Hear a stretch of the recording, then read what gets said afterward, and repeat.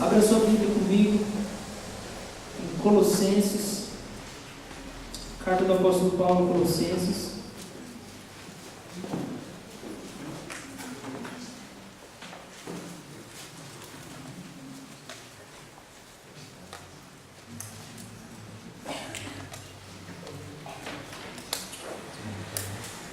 Colossenses capítulo 2.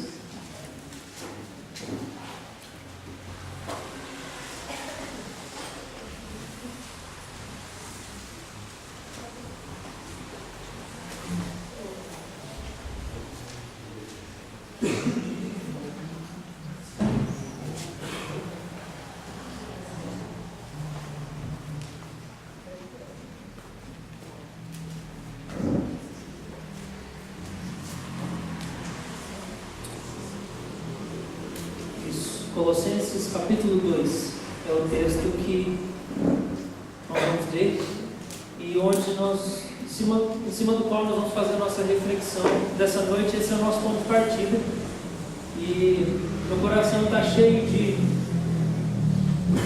do que eu creio que seja a mensagem de Deus para nós nessa noite. Você está de coração aberto? Amém. Sim. Colossenses capítulo 2, verso 13 ao verso 15. Na NVT está escrito assim: vocês estavam mortos por causa de seus pecados e da incircuncisão de sua natureza humana. Então Deus lhes deu vida com Cristo, pois perdoou todos os nossos pecados. Ele cancelou o registro de acusações contra nós, removendo e pregando na cruz, e desse modo desarmou os governantes e as autoridades espirituais e os envergonhou publicamente ao vencê-los onde? Na cruz. Eu vou ler mais uma vez esse texto. Verso 13: vocês estavam mortos por causa de seus pecados e da incircuncisão de sua natureza humana. Então Deus lhes deu vida com Cristo, pois perdoou todos os nossos pecados.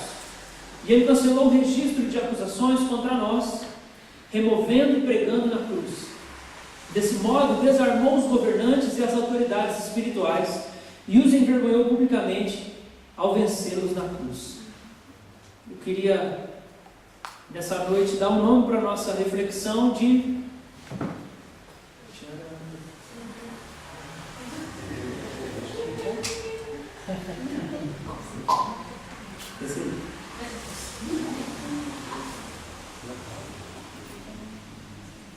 Não abriu? Não abriu? Então tá bom, não abriu. Então eu posso falar. Eu alcanço você. Nossa reflexão nessa noite se chama Passando o Passado pela Cruz.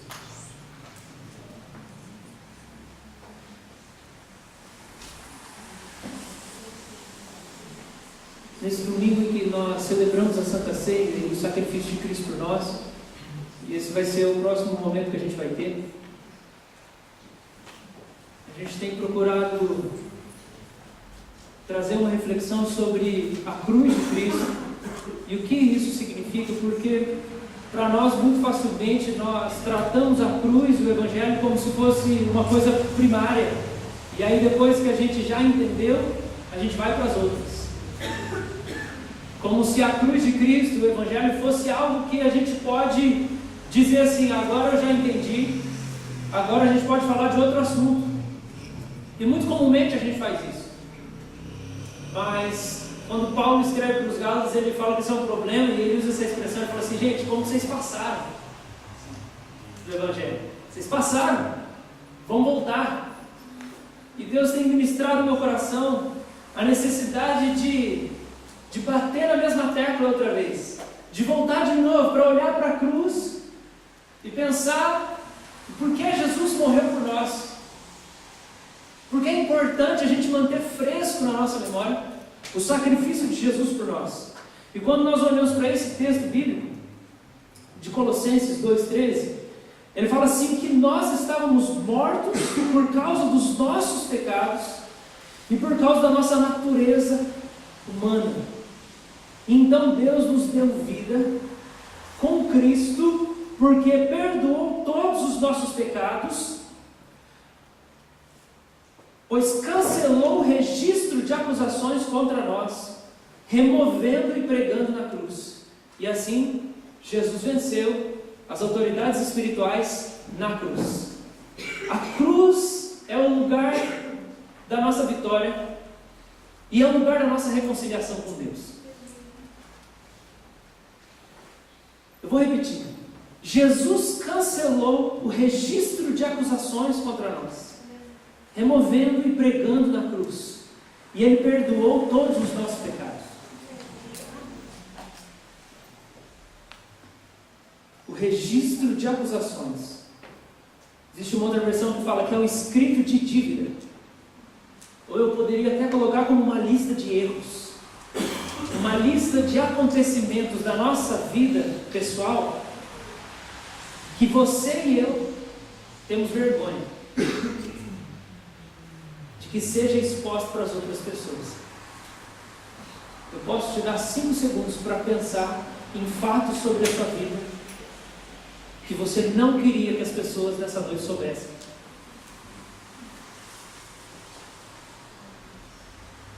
Erros que você cometeu, pecados que você praticou. Algumas coisas que só Deus sabe. E os demônios. E a sua consciência que te acusa. Algumas coisas que pessoas que não estão aqui sabem.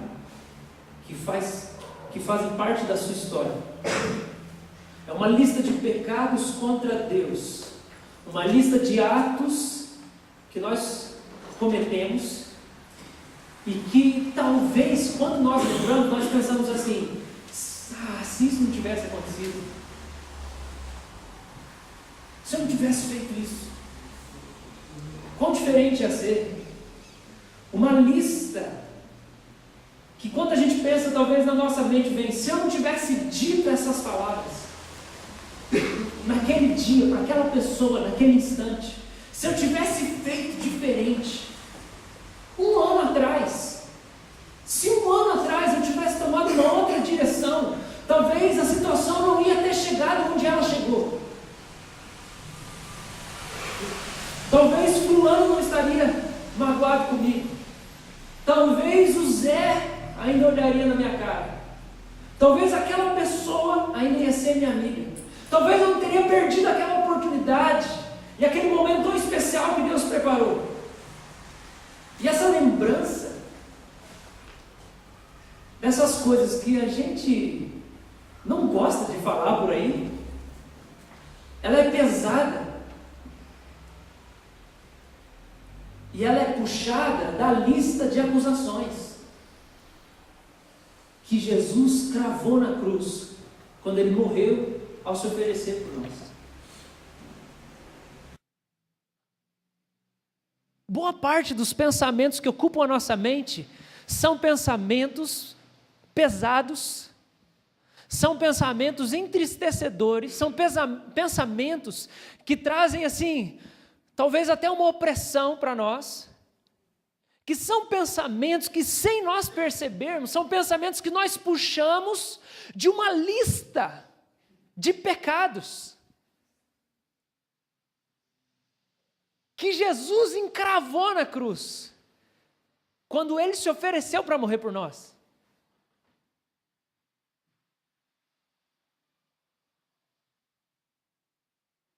E o que é interessante desse texto bíblico é que o apóstolo Paulo deixa claro para nós que essa lista mata. Porque ele começa dizendo que o nosso estado era um estado de morte. Que sem Cristo, sem Deus, nós estávamos mortos espiritualmente, separados de Deus, impedidos de uma comunhão com Deus, de uma relação com Deus. Por causa do nosso pecado. Mas Deus nos deu vida, porque Ele perdoou esses pecados dessa lista. E Ele cravou essa lista na cruz. E eu acho que sem a gente perceber muito bem, porque a gente não tem muito ajudante que entra dentro da nossa cabeça, a não ser o Espírito Santo. Mas a maior parte das coisas que nós pensamos durante o dia, nós não compartilhamos com as pessoas. Fazem parte dos nossos pensamentos e a nossa reflexão pessoal. Quem sabe sobre isso é o Espírito Santo.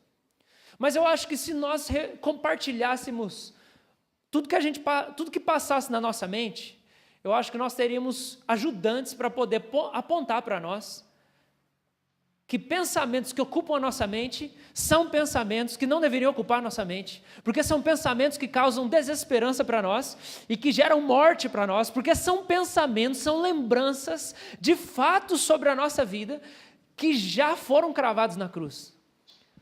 Pensar nas coisas que Jesus cravou na cruz, agora foi, nos mata. Existe coisa que a gente não precisa pensar. Existe coisa que não precisa ocupar a nossa mente, que não precisa ocupar a nossa consciência. E quando a gente fala dos nossos pecados cometidos no passado, eles certamente são coisas nas quais a gente não precisa trazer à memória com frequência, para poder vir munido de um sentimento de fracasso e de derrota, para pensar, puxa vida, se eu não tivesse feito isso, talvez as coisas teriam tomado um outro rumo. Agora, quem de nós aqui não é massacrado com esses pensamentos? Às vezes é uma coisa da infância. Puxa vida, se eu não tivesse feito aquela brincadeira com aquela menina na adolescência, talvez eu teria casado com ela.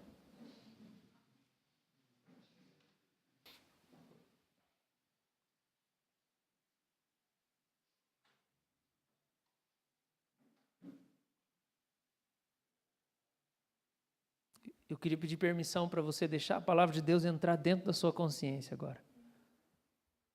Pode falar comigo, sim, Senhor Jesus. Eu me abro para ser ministrado pela Tua palavra. Será que a gente pode aprender com o que passou? Será que a gente pode aprender com os erros que cometeu no passado? Sim, a gente pode. E a gente deve. Porque se nós não aprendemos com os erros do passado, nós vamos repeti-los.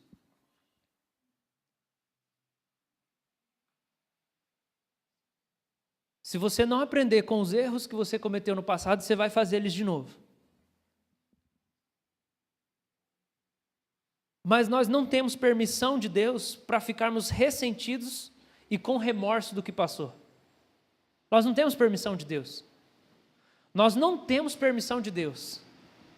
Porque toda vez que nós buscamos aquela lembrança de fracasso do passado, aquela lembrança de pecado, aquela memória do que não deu certo, e nós puxamos aquilo para a nossa consciência, e aí a gente fica mastigando aquilo, né, como os profetas maiores diriam, arrazoando, a gente fica arrazoando em cima daquilo que a gente cometeu de erro, a gente está invalidando o fato de que quando Cristo teve aquele prego passando pela sua mão, aquela lista de lembrança foi traspassada pela mão de Jesus.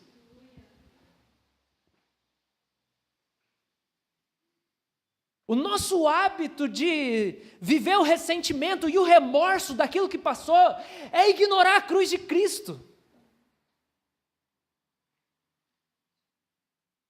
Porque a cruz de Cristo limpa a nossa consciência.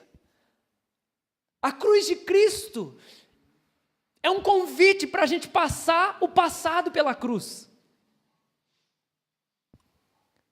Quando Jesus nos convida para ser discípulo dele, e ele convida a gente, ele fala assim, se alguém quiser ser meu seguidor, meu discípulo, você vai ter que fazer o seguinte, nega a si mesmo, toma a sua cruz e me segue. Jesus está propondo que para poder andar com ele, para poder se parecer com ele, se unir com ele, eu preciso seguir o exemplo dele. A gente sabe que Jesus ensina para a gente algumas coisas que ele não precisava ter feito. Como, por exemplo, quando ele ensina o Pai Nosso, ele fala assim, perdoa os nossos pecados. Ele estava ensinando a orar essa oração, não porque ele fazia essa oração. Ele estava ensinando a fazer essa oração porque a gente precisava fazer essa oração, não ele. Porque ele não tinha pecado. Quando Jesus carrega a cruz e aí ele morre nela, ele não está carregando o peso dos seus próprios pecados, ele está carregando o nosso pecado, ele não está carregando a cruz por si mesmo, com ele mesmo, ele está resolvido.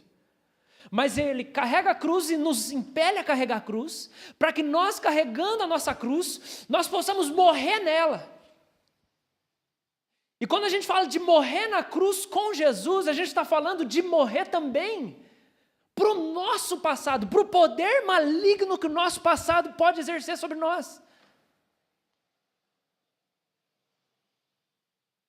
Para a gente poder deixar pregado lá tudo aquilo que diz para nós que nós somos fracassados e que nós não temos chance nenhuma de ter um futuro diferente do nosso passado, de que nós vamos simplesmente ser um reflexo daquilo que aconteceu com a gente, de que aquele fracasso que eu cometi, daquela derrota que eu vivi, daquela agressão que eu experimentei, definiu a minha vida para sempre.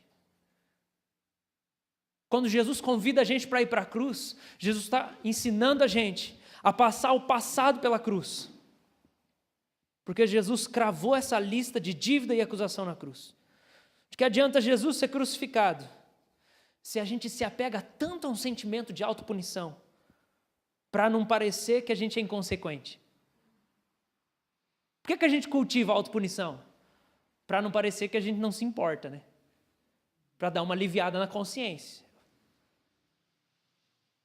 É o mesmo motivo pelo qual, às vezes, a gente vai lá e dá uma esmola no sinal, né? Que a gente tivesse preocupado em ajudar o pobre de verdade, a gente fazia alguma coisa real. Mas é para lembrar assim, não, eu preciso ajudar, deixa eu só dar esmola aqui, beleza, vamos embora, estou chegando em casa e a vida continua. Da mesma maneira, por que às vezes eu fico me ferindo com a lembrança daquilo que passou? Muitas vezes é para eu poder parecer para mim mesmo que eu não sou inconsequente. Mas isso é uma recusa do perdão.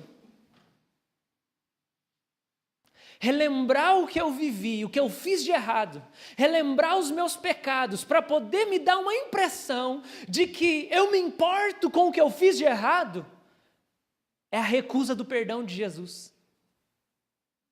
Porque Jesus veio em carne e Jesus andou na terra para ser crucificado por nós. Como diz o apóstolo Paulo em Colossenses, é para poder arrancar e cancelar o registro de acusações contra nós e pregar na cruz. O que foi pregado na cruz? Foi o corpo físico de Jesus, foi a carne de Jesus, foi os pés de Jesus, foram as mãos de Jesus, foi a cabeça de Jesus, foi o lado de Jesus traspassado. Jesus recebeu do Pai um corpo. Hebreus 10 fala assim, que quando Jesus encarnou, ele falou assim, o Senhor não quer sacrifício, mas o Senhor me deu um corpo para te oferecer. A adoração de Jesus para o Pai foi a oferta de um corpo, porque Jesus não precisava de corpo. Jesus, eternamente Deus, infinito, transcendente, todo-poderoso, em comunhão perfeita com o Pai e com o Espírito Santo, nada lhe falta. Jesus não tem carência alguma. Ele decide se limitar a um corpo humano, para que na oferta desse corpo, a lembrança do seu pecado fosse cravada junto com o corpo que foi pregado na cruz. Jesus ganhou um corpo para poder livrar você e eu do escrito de dívida que nós tínhamos com Deus. Isso significa uma limpeza na nossa mente. Eu vou falar de novo aqui. A gente precisa aprender com aquilo que a gente errou. A gente precisa aprender com o pecado que cometeu. Mas sofrer toda vez que lembra é o que não faz parte dessa nova aliança que é firmada através da cruz de Cristo. Eu tenho muita coisa para aprender com o Salmo 51. O Salmo 51 é um dos salmos mais conhecidos que a gente tem, e que é o salmo que Davi escreve quando ele adultera e mata. Mas eu não preciso chorar toda vez que eu leio o Salmo 51 pensando, coitado de Davi, Senhor, perdoa ele. Nossa, que difícil mesmo. Nossa, foi muito triste essa história. Deus tenha misericórdia. Porque já está resolvido. Jesus morreu por Davi. Foi cravado na cruz o que Davi fez. Jesus morreu por Paulo. Foi cravado na cruz o que Paulo fez. Eu fico pensando que tudo que Paulo escreve sobre justificação pela fé, que é o tema central das cartas dele, que é como nós somos aceitos por Deus, como Deus arrancou o pecado de nós e nos colocou uma roupa de perfeição, da justiça dele. Paulo ensina tanto sobre isso. Simplesmente se crermos e confiarmos em Jesus, confiarmos para o perdão, para a remissão, de que Ele é quem remove. E aí por isso eu não preciso de autopunição. Por isso eu não preciso ficar lembrando o que passou para poder ferir minha consciência de alguma maneira, para poder me sentir menos inconsequente. Confiar em Jesus para perdão dos meus pecados é viver com a bagagem leve. É viver sem remorso do que passou, pensando que agora a minha vida foi jogada no lixo por causa daquilo que eu fiz ou que fizeram comigo. A cruz crava em si mesma todos os motivos que você teria para viver alguém sem esperança, para viver a vida sem esperança. Ela crava nela todos os motivos para tirar nossa esperança, em todos os sentidos. E eu fico pensando, o apóstolo Paulo escreveu tanto sobre isso, e comigo eu acho que Paulo sofreu muito para poder entender isso. Paulo sofreu muito para entender isso, dos dois lados. Primeiro porque ele era o cara que era irrepreensível no cumprimento da lei. Então era muito mais fácil para Paulo pensar que Deus aceitava ele por causa da postura irrepreensível dele. Era muito mais fácil Paulo pensar que ele era irrepreensível, que ele não tinha pecado mesmo, porque ele foi circuncidado no 8º dia, porque ele era da linhagem de Abraão direto, da tribo de Benjamim, que Paulo sabia decor o Antigo Testamento, que Paulo tinha um zelo fervoroso, que ele fala que poucos da idade dele tinham aquele zelo, que ele se entregou tanto para ser fiel ao Deus de Israel. Eu imagino que Paulo tinha uma luta para entender que ele precisava que Cristo fosse o mediador dele. E é assim que as igrejas morrem. É assim que a gente morre. É desse jeito que nós estamos aqui, lindos, cheirosos. Quando a gente não precisa mais prantear de gratidão, porque Cristo é o nosso mediador e levou sobre si os nossos pecados. Porque o que fala mais alto na nossa consciência é: faz quanto tempo que eu larguei aqueles pecados? Porque Jesus me salvou. Faz quanto tempo que eu não faço mais aquilo? E eu não cometo mais aquilo? E aí eu não bato mais na minha mulher? E aí eu não roubo mais no trabalho? E aí eu não minto mais? E aí agora eu não adultero mais? E aí, de repente, gente, nós não precisamos mais de Jesus. Não precisamos mais. Jesus não é mais necessário. Porque nós estamos tão santificados, a santidade em nós está tão viva, que eu estou assim, glória a Deus, que eu não preciso de Cristo, porque eu sou cheio do Espírito, e Deus me usa bastante. Pastor, então, gente, são os que mais precisam de oração.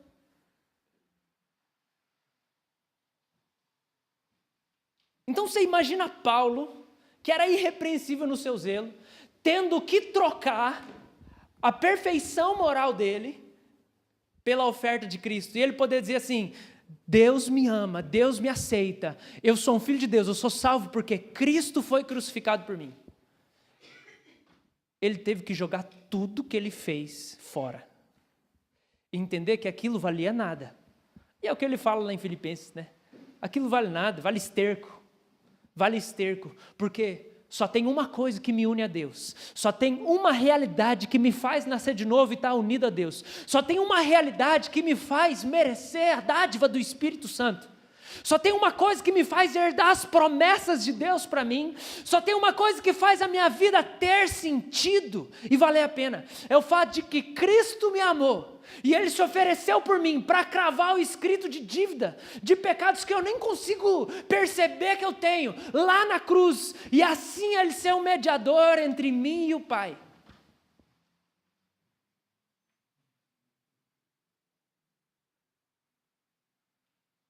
Eu acho que é tão difícil para nós entender isso. Eu acho que é tão difícil para nós entender essa realidade.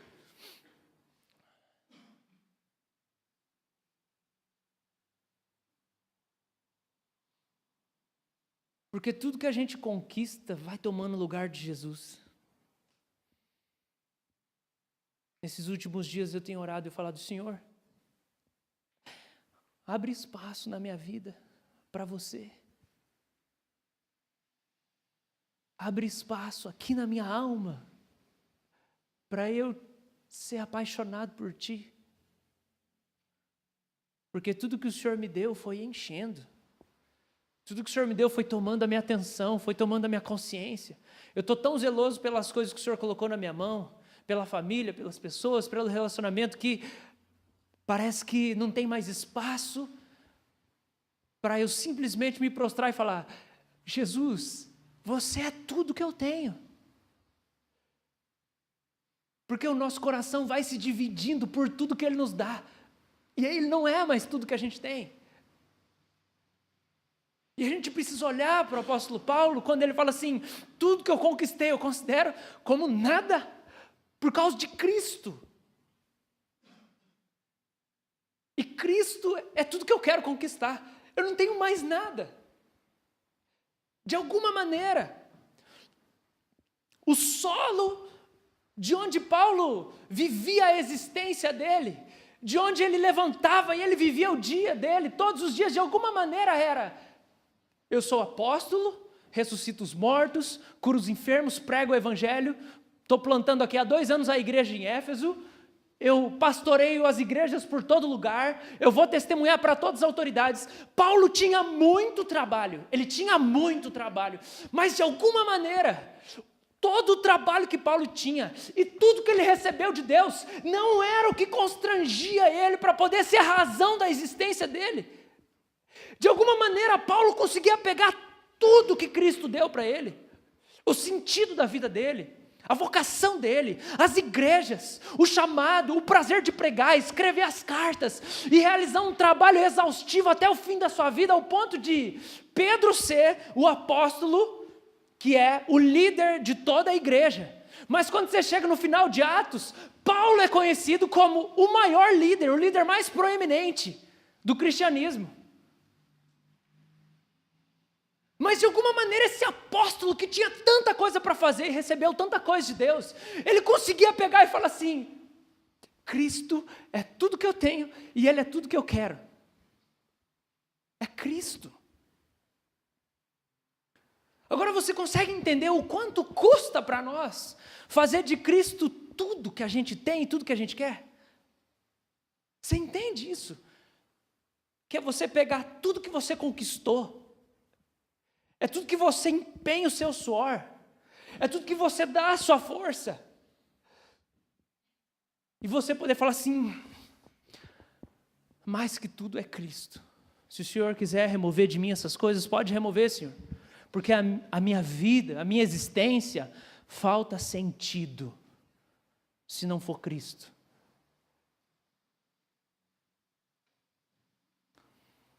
E a nossa vida muitas vezes perde o sentido porque a gente esqueceu da beleza da cruz. E a gente está bem envolvido com a obra de Deus. E o nosso coração está dividido.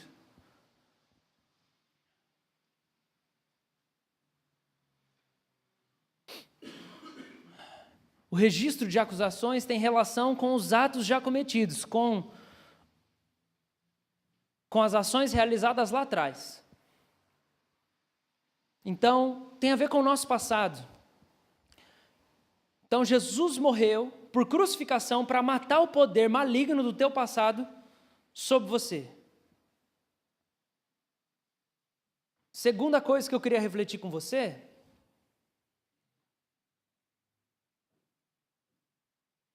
Segundo Eclesiastes 7:10.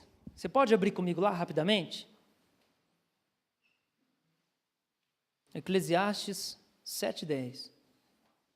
Salmo, Provérbios, Eclesiastes. 7:10.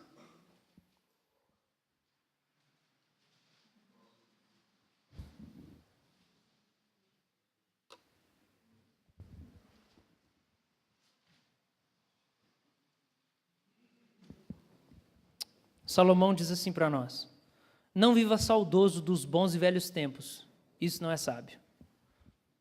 Outra versão fala: não diga os dias passados foram melhores do que hoje. Qual outra reflexão que a gente tem para fazer sobre passar o passado na cruz? A primeira é que tudo aquilo que a gente fez de pecado, tudo aquilo que a gente construiu precisa ser colocado lá, aos pés de Jesus. E entender que, queridos, todas as nossas ações combinadas, tá? Todo o nosso esforço, nosso empenho, nossa dedicação, em conjunto, não chega aos pés da ação eterna de Jesus na cruz.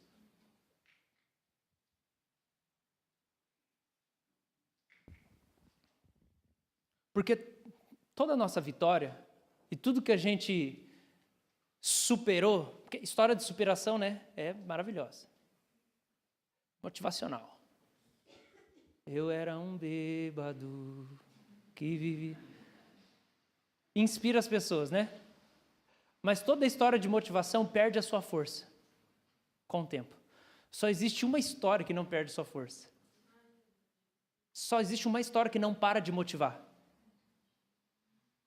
Então eu queria, para passar para a próxima, eu queria fechar dizendo isso aqui.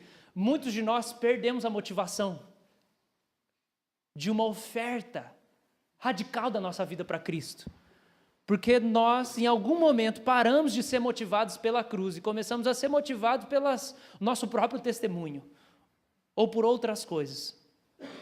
Então a gente precisa ser livre do passado nesse sentido.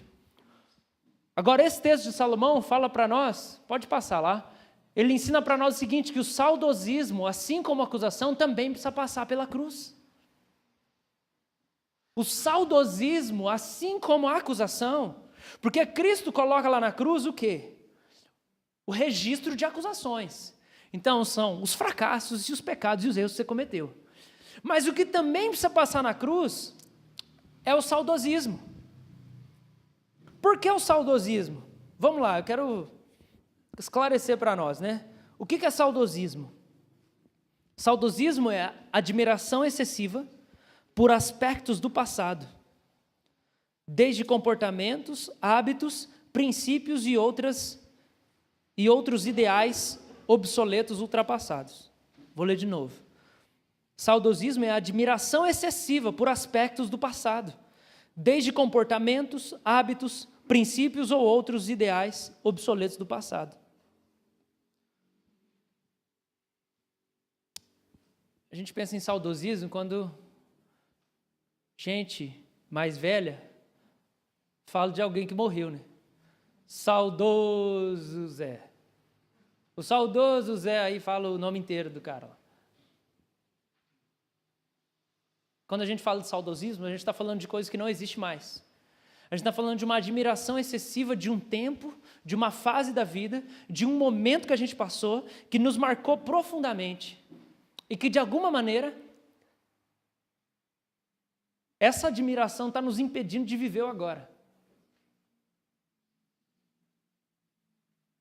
Porque no meu tempo de hoje, todo o meu esforço é para tentar dar um replay na minha história.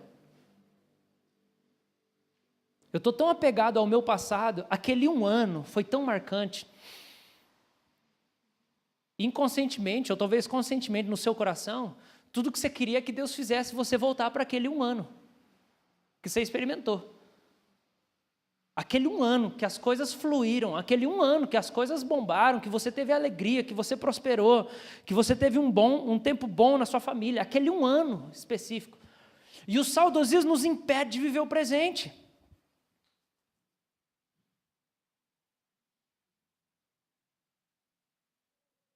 Qual que é o problema do saudosismo?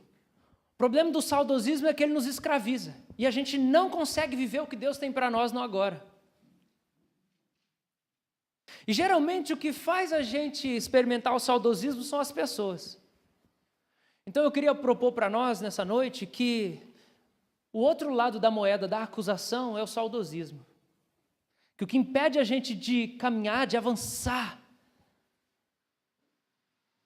de viver pleno na nossa comunhão com Deus, por um lado é a acusação, é a lista de acusação dos erros que nós cometemos no nosso passado.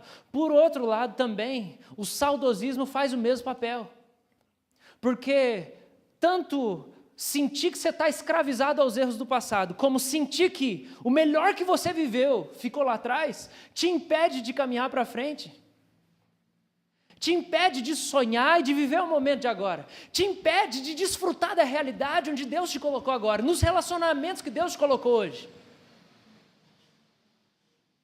Eu acho que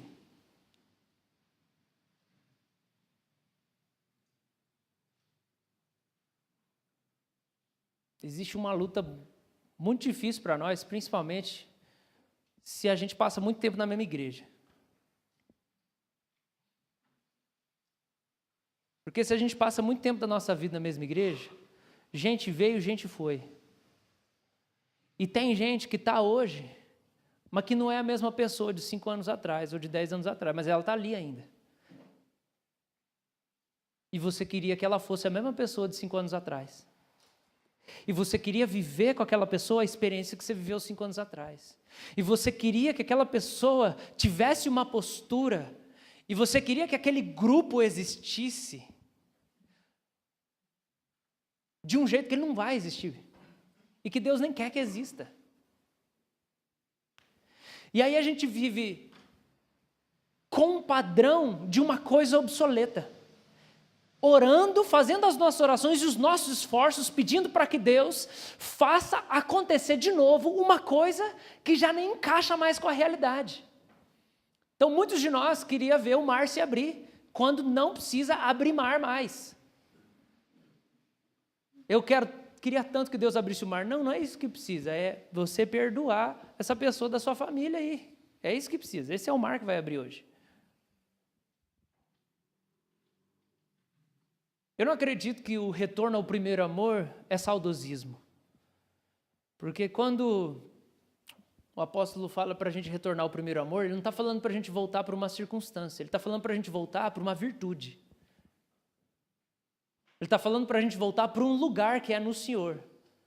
E é claro que ninguém de nós vai viver o primeiro amor nas circunstâncias e no lugar que a gente viveu o primeiro amor um dia.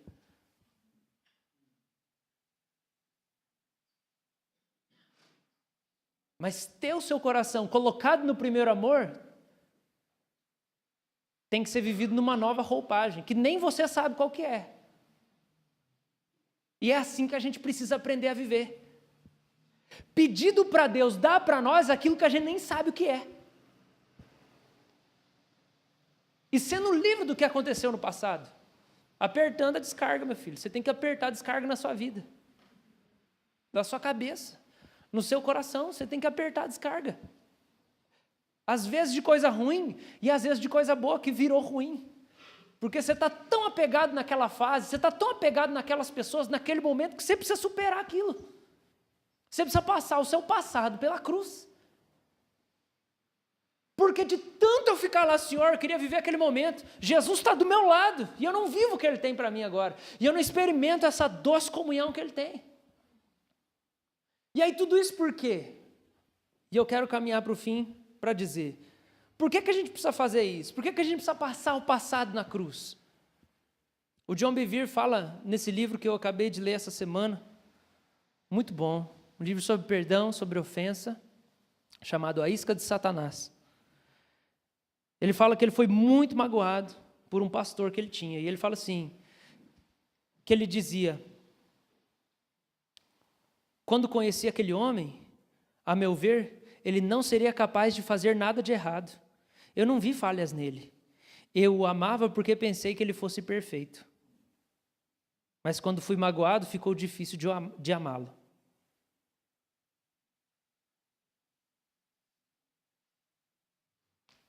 É fácil amar as pessoas sem conhecer elas.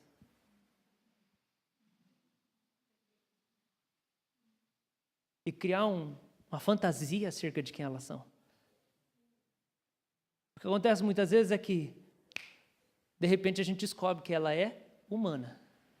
Ela não é Jesus. Na nossa família, amizade, igreja, vários âmbitos. Aí o que acontece com a gente? Nós somos grandemente tentados a esperar que aquela pessoa volte a ser a pessoa que era. Mas não existe essa pessoa que ela era.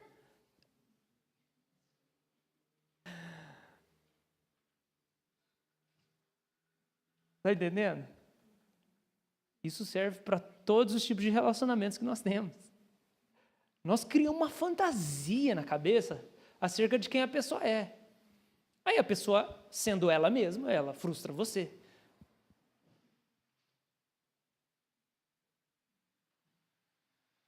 E aí fica assim, puxa, eu queria tanto que a gente voltasse naquele tempo. Que tempo? É na sua cabeça aquele tempo. Eu sou assim mesmo. O que você está falando? Mas, queridos, isso às vezes nos escraviza. Isso escraviza casamento. Porque a pessoa teve coragem de ser sincera, finalmente, depois de tantos anos de relacionamento, e agora está assim. Mas você não era assim, não. Não, eu sempre fui assim, só que eu não tinha coragem. Pode me aceitar? Não, eu quero aquela. Eu quero aquele. Ou na igreja. A vida passou. Estava conversando com uma pessoa essa semana. A vida passou. Um casou, o outro já vai ter filho, o outro ainda está solteiro. Um está vivendo mais intensamente o zelo dele por Deus, o outro não está vivendo o zelo por Deus. O outro, se depender dele sozinho, ele chuta a igreja e não quer mais saber de nada. E aí não adianta ficar assim, mas eu queria tanto que a gente voltasse naquele momento que parecia que era tão bonito, tão unido, tão coisa gostosa. Não, mas não existe mais esse tempo. O que a gente tem que fazer? A gente tem que colocar o passado na cruz. E aprender a viver depois da cruz. Porque depois da cruz existe o quê, queridos? O quê? O que tem depois da cruz? Depois da cruz tem ressurreição. Só que não vai ressuscitar o que não morre. Então tem coisa que você precisa matar hoje à noite. Uma fantasia de viver uma coisa, ou uma acusação que você carrega, você tem que matar, porque você quer ver Deus gerar algo novo nessa área da sua vida, ou nesse âmbito de relacionamento, você tem que matar do jeito que está. E lembrar que Deus gera vida. Ele ressuscitou Jesus, Ele vai ressuscitar, mas primeiro você renuncia a esse projeto medíocre. Essa expectativa medíocre, de que as coisas vão ser, cara, você é outra pessoa. Os tempos são outros, as coisas mudaram. Tanto para os pecados que você cometeu, como para os momentos bons que você viveu. Às vezes a gente não consegue viver desse jeito, né? A gente vive pesado. O que acontece com a gente? O que acontece com a gente? Quando a gente fica pesado, é que a gente parou de carregar a cruz. Porque a cruz é o lugar. Queridos, a cruz é o lugar onde tudo se renova na nossa vida. E quando eu falo a cruz é o lugar, eu falo de você alimentar a sua mente frequentemente, de que tudo só vale a pena por causa do sacrifício de Jesus por você, e que Ele te convida para ir para lá também. Quando eu paro de lembrar isso, quando eu paro de lembrar que eu não sou digno dessa salvação, e que eu preciso oferecer tudo para Cristo, e não querer segurar nada para mim, porque Ele é mais digno que todas as outras coisas. Quando eu paro de fazer isso, de levar a minha cruz, eu perco a expectativa, eu perco a esperança, eu perco o sonho, eu vivo escravizado do passado. É porque eu parei de seguir a cruz. O meu discipulado com Jesus parou, porque só dá para fazer discipulado com Ele levando a cruz. Parei de olhar para a cruz, parei de seguir Jesus. A gente pode parar de seguir Jesus, enquanto a gente ouve a palavra dele constantemente, porque essa é uma atitude de abrir o nosso coração. Então eu queria convidar você nessa noite a passar o teu passado na cruz. Abandonar o seu desejo saudosista de reviver coisas que não vão ser revividas. Com pessoas, com áreas da vida. E saber que existe novidade de vida para nós hoje, agora. Agora, existe hoje de novo. Você não precisa buscar o mesmo que passou. Você não precisa daquela experiência, você não precisa daquele grupo de pessoas, você não precisa daquela fase. Tem uma coisa de Deus hoje para nós. Amém. Amém, queridos? Para a gente caminhar para o fim, eu quero ler um último texto, Filipenses 3,13. Filipenses 3,13. E nós vamos para o momento da nossa Santa Ceia.